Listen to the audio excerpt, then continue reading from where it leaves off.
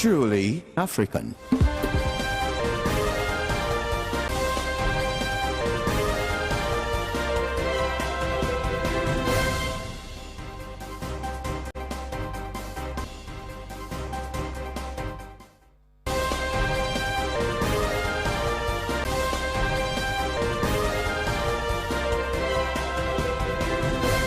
Few minutes past 12. Good afternoon. Welcome to Pan-African News on Pan-African Television. My name is Abena, Dede, Narkie. We are live across 46 African countries and some part of Europe. We're also live on Facebook at Pan-African Television. Coming up in the next 1 hour, Finance Minister designate grilled at Appointment Committee vetting over controversial Ejapa royalties agreement. He says new Ejapa deal will be in the interest of Ghana. Now, also coming up, Education Minister has revealed that the unapproved textbooks were not sanctioned by the National Council for Curriculum and Assessment. And in business, Finance Minister designate shies away from actual indications on Ghana's debt stock. Coming up in entertainment, we continue a series on Independence Month with focus on the Kasina Nankana heritage. We have details of these stories, including some others, coming up in the next 1 hour. Don't go anywhere.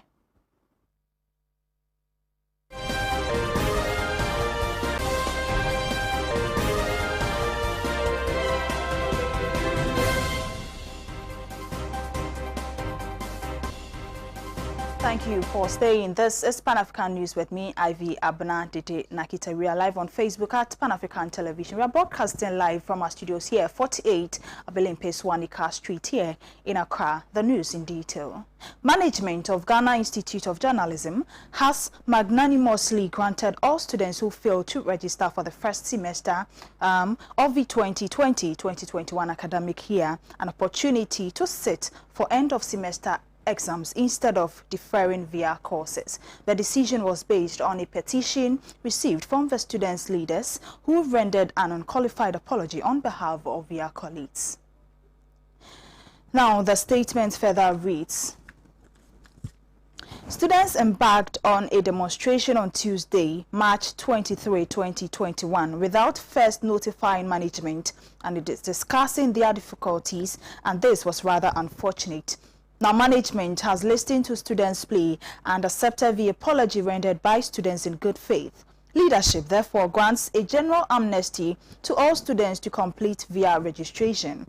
Affected students should immediately produce via receipts at the Academic Affairs Registry to complete registration processes.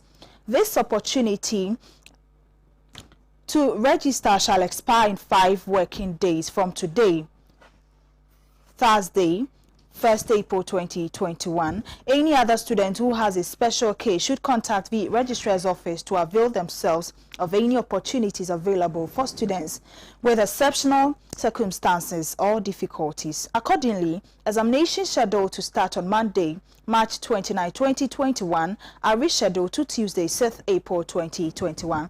The Academic Affairs Registry shall release a new examination timetable in due course.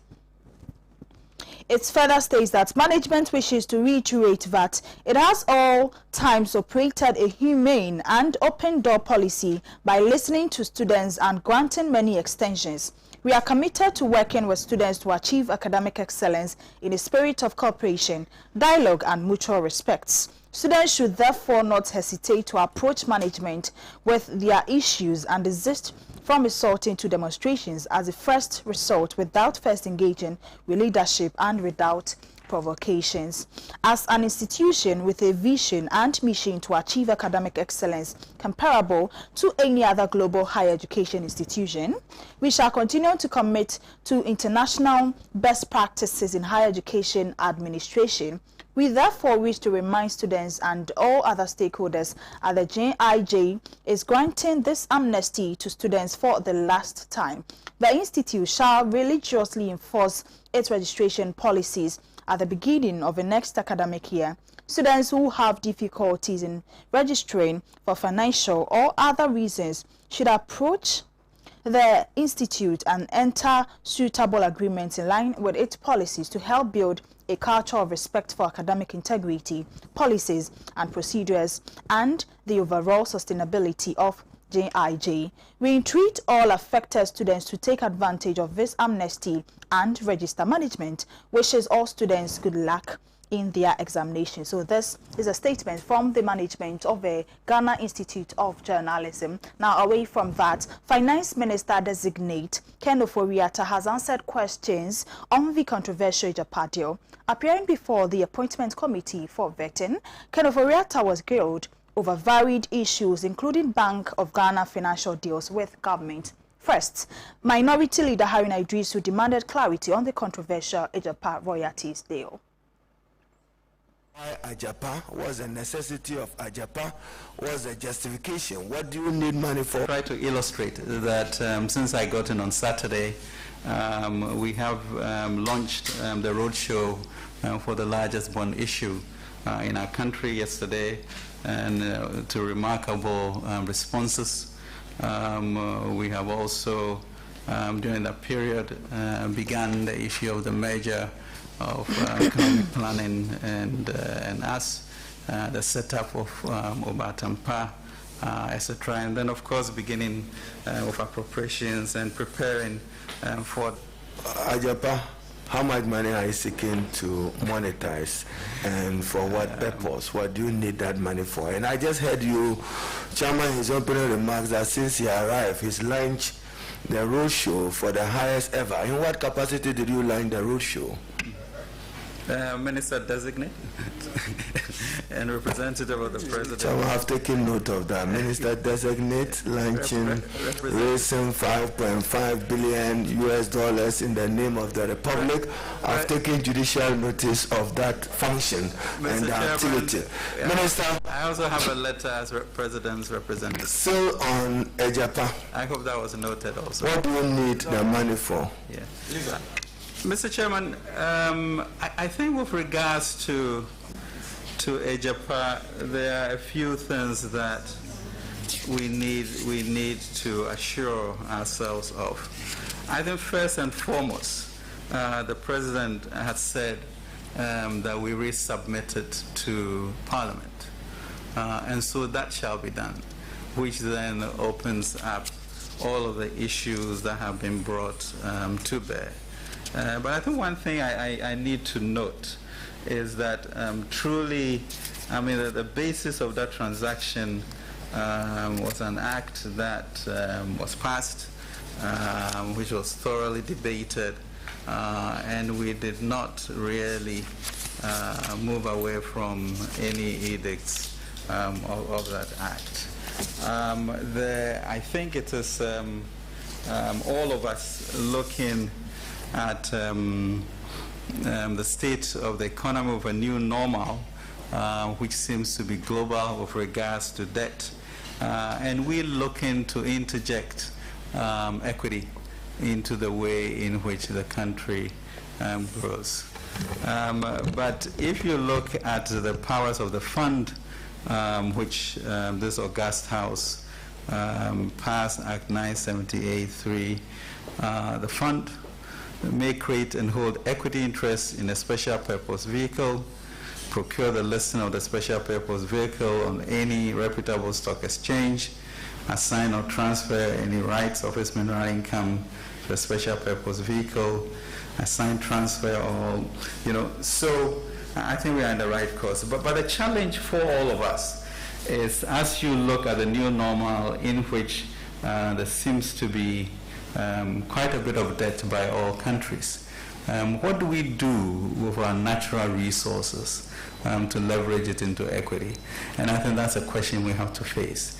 Now, as to how that is mobilized, the issues we contend with, I think that's the reason why President wants us to submit, so that if there are issues around that. But philosophically, I hope we are all going to come to terms with the reality of diversifying how we capitalize and fund our transformation, which we intend to do.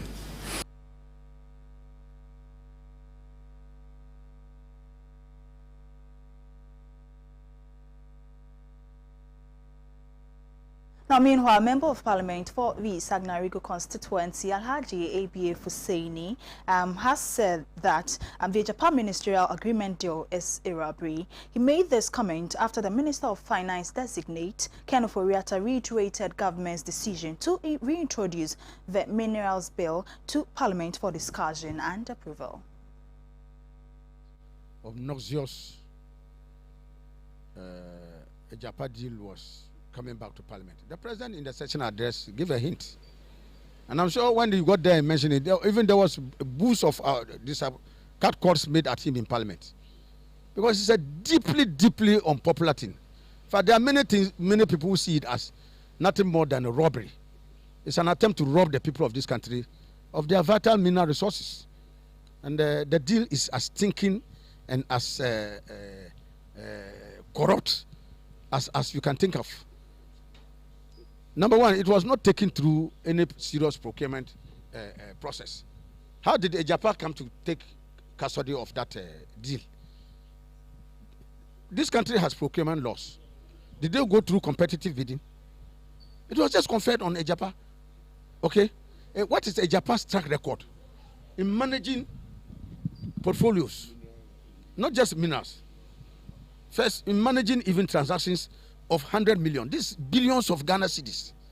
They have never managed any significant contract to the tune of millions, hundreds of millions of Ghana. You're not giving them billions of Ghana cedis contract. Why? Where is their record? Where is their pedigree? And now this is even in the mineral sector. Where is their track record in managing transactions like that in that mineral sector? It's not there. When was Japan formed? It was just formed shortly, a month or so before they got that deal. What's their track record? There's no value for money audit that was done on that transaction. So, to all intents and purposes, it's just a present time to give something to his cronies. And it's unacceptable. It's a robbery of the resources of the good people of this country.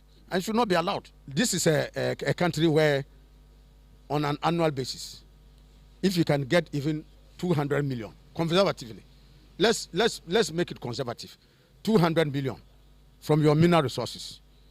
You are going to use it through Japan to take 500 million and give it to them for 25 years. So multiply 25 by 200. Even that one, what will you get? If I get to 200 a year, and you are going to give it to them for 25 years, you are talking of billions and billions of dollars that you are giving away to Japan and shortchanging the good people of this country. Does it make sense? So if it is, you are getting 200 million a year, how many years does it take you? Even 3 years, you get 600. And you are going to give it 25 years. That's thievery. That's robbery. The legislator reaffirmed that the minority in Parliament will vehemently oppose any plan by the government to reintroduce the bill because it lacks due diligence, which is a prerequisite for any high-value transaction. We shall oppose it every step of the way to make sure that that scandalous deal, which is an attempt to fleece the good people of this country, will not come to light. Yeah. Now, the finance minister designate could not come clear on Bank of Ghana's finance dealings with government. Or how might the Bank of Ghana finance government for the fiscal year ending 2020? Thank you, Chair. Mr. Chairman, I think there was some anomaly. I mean, we did a 10 billion asset paper with Bank of Ghana. So beyond the 10 billion, any other commitment from the Bank of Ghana to government that you are aware of? Mr. Chairman, that was the main transaction. So as far as you are concerned, only 10 billion was the amount the Bank of Ghana financed government.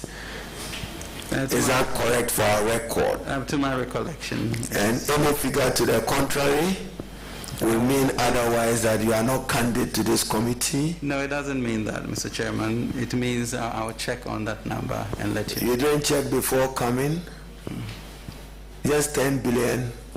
I know for a fact that it's not 10 billion? Well, I think people have been talking about 22 billion, etc. Not people. You are Minister for Finance and Minister for Finance designate. What are the numbers? How much did the Bank of Ghana finance the government of Ghana? When you came to borrow the 10 billion, you referenced the Bank of Ghana Act and the limits within as a percentage of government revenue in the previous year, which could be used for that purpose. How much did the Bank of Ghana finance government? Thank you, Chair. Mr. Chairman, I will stick to the 10 billion. Any explanations of other, I'll get to the House. Kenneth Oriata answering some questions on the controversial Ejapa deal.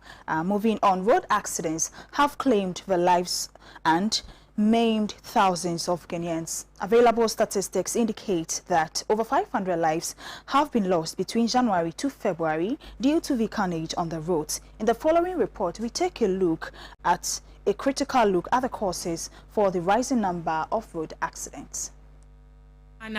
Road traffic accidents remain a major cause of loss of human lives and properties. Research shows that road accidents in Ghana are caused by a series of factors including faulty vehicles, poor nature of our roads, carelessness of road users, inadequate road signs, inefficiency of the Motor, Traffic and Transport Department, lack of education, gross indiscipline, amongst others. Between January to February 2021, available data indicates that 517 lives have been lost. Out of this figure, motorcycles and tricycles accounted for 212 of the fatalities. This figure is a sharp increment to fatalities recorded between the same period in 2020. This has raised concerns and a call to action to stop the carnage on the roads by stakeholders. A conversation with the Director for Planning and Programs at the National Road Safety Authority, David Osafu Adonting, revealed that the global long-term road safety target, which was set for the year 2020, was unattained. So the intent was that the long-term plan which we are asking of had a target that by the year 2020 would have halved that figure, which means that which we're is a looking at less than global 1,000. figure. It was a global declaration. Okay, declaration. And so Ghana bought into it, so that by the year 2020 would have halved our deaths on roads by 50%. So is that the case? So which meant that we were talking about less than 1,000. But if you look at what is on the screen, you can find that at the end of the year,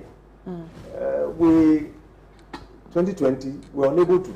So the next slide, we were unable to hit the figure. Okay, so it was not achieved. The halving the. Okay. So we have gone far beyond what we targeted, the global target. I must say that that is not to say that we failed or the framework was not working. It did its part of it. And you know, in every endeavor, there are challenges.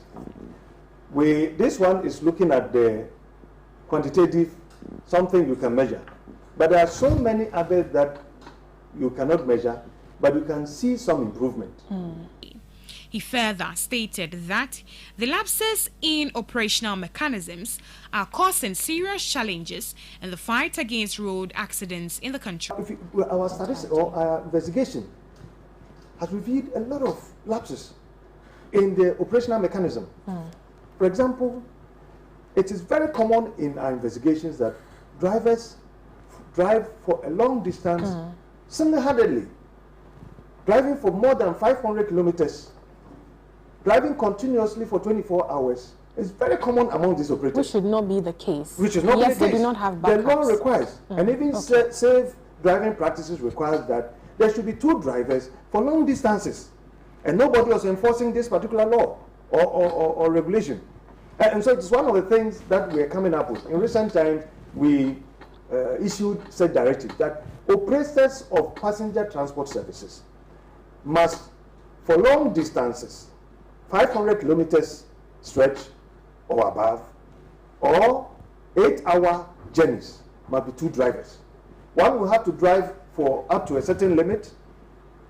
He closes, go to rest, and then the other will take it up to the destination. More data presented by the NRSA showed that a total of 1,050 persons were killed by motorcycles and tricycles between 2010 to 2020, whilst the trends in crashes between 2010 and 2020 increased from 11,506 to 14,886. The Director of Planning and Programs at the NRSA further urged motorists to avoid reckless driving with the Easter festivities fast approaching. We should take advantage of this opportunity to advise all motorists, especially our drivers, that the statistics we are now recording, it's not good at all for Ghana. We can do better. So all the rules and regulations that we have given and engaged you on, please comply with them.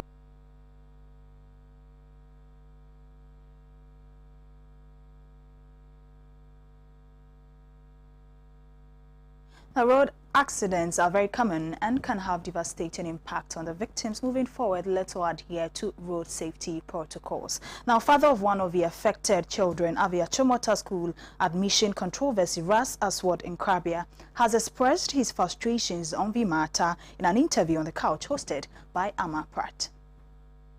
We were told that it's time for us to actually go through the processing of the documents of the school. We took him there 3 or 4 days before the 18th.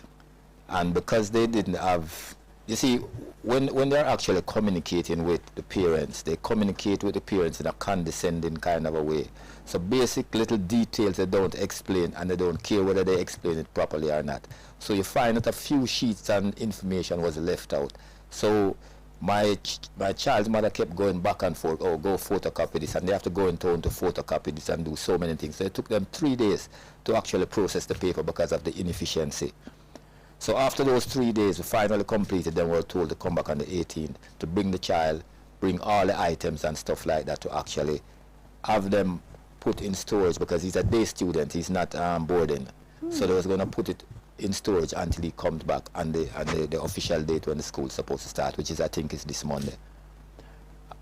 When he brought all the items and went to the table or the desk or whatever it was that they were actually doing it, I heard him telling his mother that you're not allowed in this school because you have dreadlocks. I was shocked. I couldn't believe it, to be honest. I was real, even though those 3 days I were there before, we kept hearing it from different parents. I even met a teacher there who has beautiful dreadlocks, and she has 3 children, and none of those children can go to that school.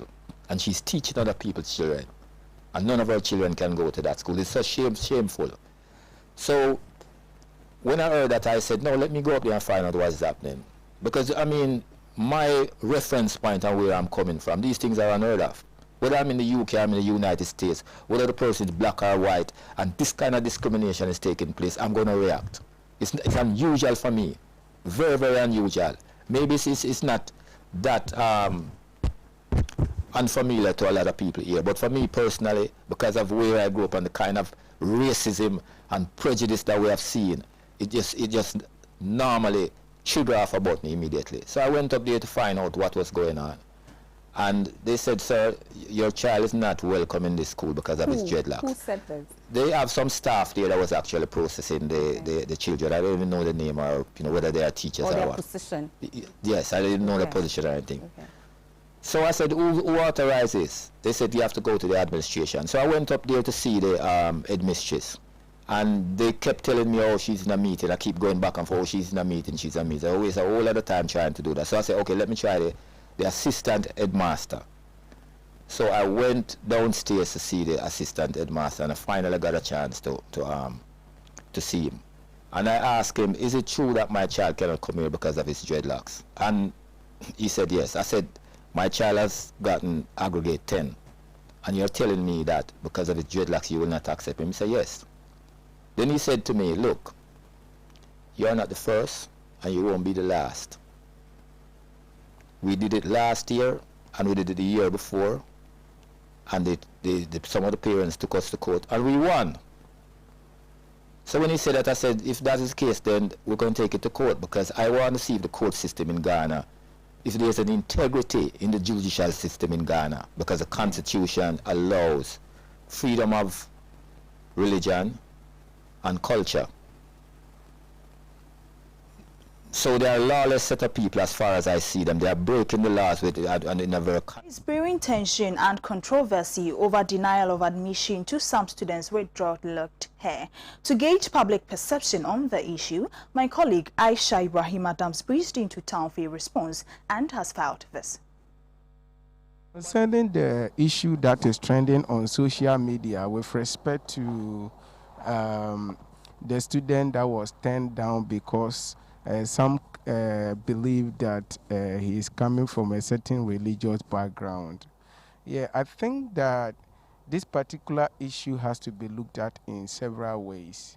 One, if we are looking at it from the perspective of religion, then as far as we know, as a people, we know of the traditional religion, we know of the Christian religion, and then that of the Muslim. But Rastafarianism is not something that is widely accepted. So if you are arguing your case from that point, then it becomes a bit difficult for the institution to accept. Now, if you are looking at it from the legalistic point, where people are saying there are bylaws, the constitution, and what have you, all these things are something that can be looked at if we are willing to sit on a round table and to talk. And so for me, I think that rules are made for man, not man for rules. So when we look at the pros and cons and then the reasons that have been espoused by the parents, and we think that is something that can be accepted, why not?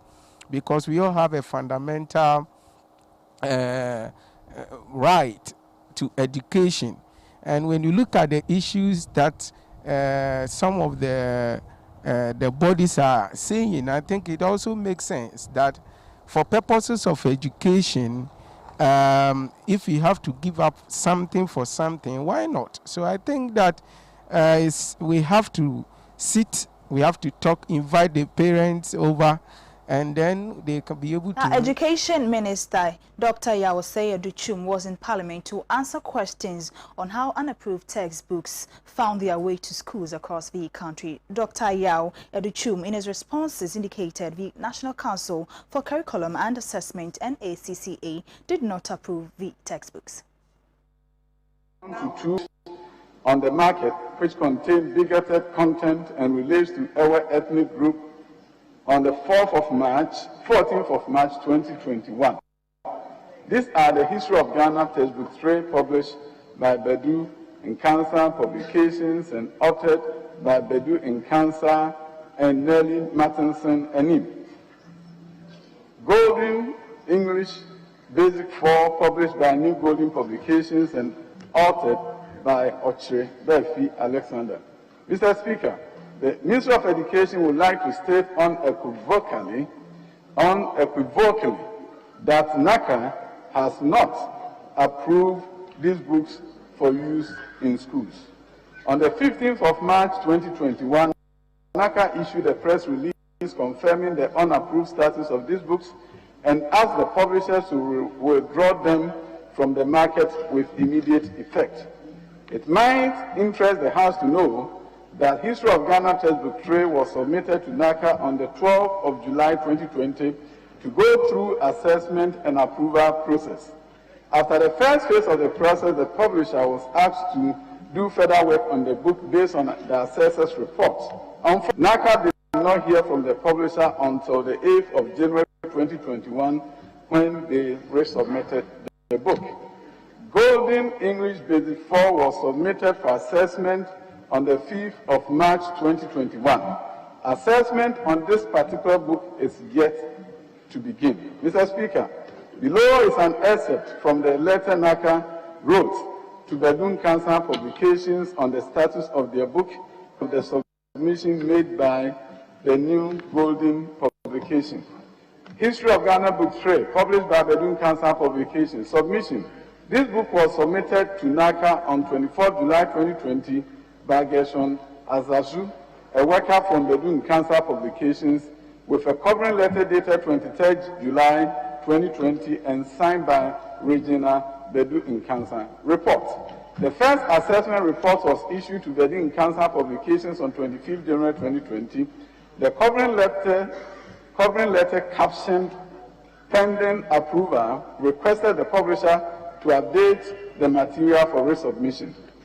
Resubmission. The book was resubmitted on 8 January 2021 for verification. Remarks. NACA received a verification report on the status of the book from the external chief verifier on Friday, 19th March 2021. Mr. Speaker, the report from the chief verifier indicates that the content of the book has factual inaccuracies. In addition, pictorial representation do not largely depict respectable African and Ghanaian image. Neither do they correlate with the content. Furthermore, the book has language issues. The chief verifier therefore advised the publisher to use historical research reference materials to correct factual inaccuracies and improve upon the quality of the book. Golden English Basic 4, published by New Golden Publications. Submission. This book was submitted on 5th March 2021 by Muntali Salaman, a worker from New Golden Publication, with a forwarding letter dated 4th March 2021 and signed by Ochrebefi Alexander. Remarks. The book is yet to be assigned to assessors. Mr. Speaker, NACA has taken the following steps to purge schools of such unapproved books. On the 6th of March 2021, NACA issued a press statement cautioning heads of institutions, publishers, and the general public against the use of unapproved textbooks. NACA has also informed stakeholders about imminent random visits to schools to check and withdraw unapproved books. With respect to the two unapproved books, NACA has written to the publishers asking them to withdraw these books and any other unapproved books that they may have on the market immediately. The publishers have been made to publish an unqualified apology in the media to the general public. Mr. Speaker, in addition to the above, the Ghana Book Development Council's bill currently before Parliament will give authority to the Council to enable them to sanction publishers who publish books without the necessary approvals. Mr. Speaker, we want to assure Ghanaians that the government and the Ministry of Education are very much committed to purging our schools, bookshops of all unapproved books to ensure that Ghanaians... Now we are crossing over to Parliament House for the vetting of the Finance Minister designate Ken Ofori-Atta. Stay tuned.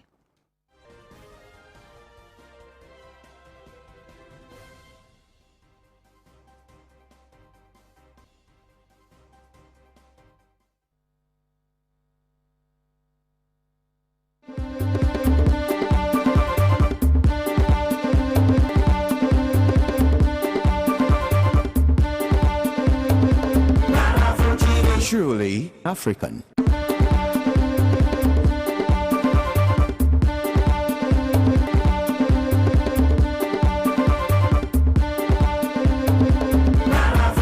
Truly African. There is quite a bit of poverty. Words do matter, and therefore when you ascribe certain issues like a PDS to failure, as opposed to boldness and decision to save the republic, you are putting politics beyond principle. And